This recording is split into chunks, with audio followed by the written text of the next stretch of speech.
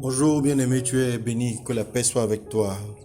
5 minutes avec Dieu, c'est déjà le rendez-vous quotidien que tu connais, que tu maîtrises. Aujourd'hui, nous allons étudier le psaume 25 au verset 2. Il est écrit: Mon Dieu, en toi je me confie, que je ne sois pas couvert de honte, que mes ennemis ne se réjouissent pas à mon sujet.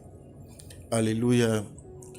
Beaucoup de personnes se confient parfois dans leurs amis, dans leurs relations, se confient dans leurs forces, dans leurs capacités. Mais pour ceux qui connaissent Dieu, le seul digne de recevoir notre confiance. En qui te confies-tu, bien-aimé? En qui as-tu mis ton espérance? En qui as-tu mis ta foi? Si tu as mis ta foi en l'Éternel, alors tu as fait le bon choix.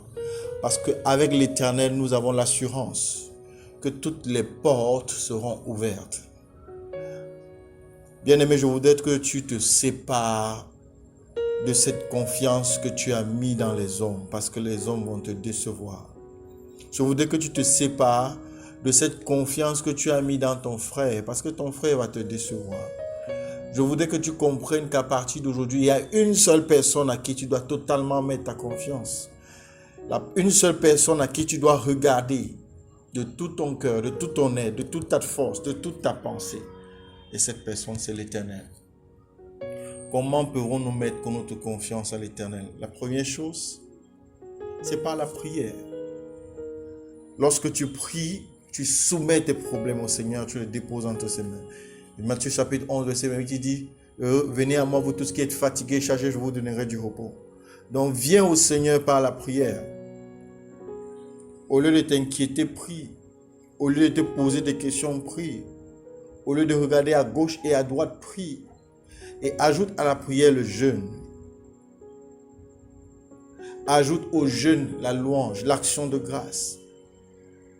Développe cette confiance en Dieu. Arrête de te morfondre, arrête d'appeler, arrête de t'endetter, car ta vie ira de négatif en négatif et de déception en déception, tant que tu n'auras pas la véritable confiance et la véritable dépendance à Dieu. La Bible déclare que si l'Éternel ne bâtit, celui qui bâtit, bâtit en vain. Si l'Éternel ne garde la ville, celui qui garde la ville, garde en vain. Aujourd'hui, le Seigneur te parle. Arrête de te confier dans les hommes qui te décevront et confie-toi en l'Éternel seul. Confie-toi en l'Éternel seul. Confie ton sort, remets ton sort à l'Éternel seul. Et tu ne seras jamais déçu. Et tu ne seras jamais dans la honte. Que l'Éternel te bénisse. Shalom.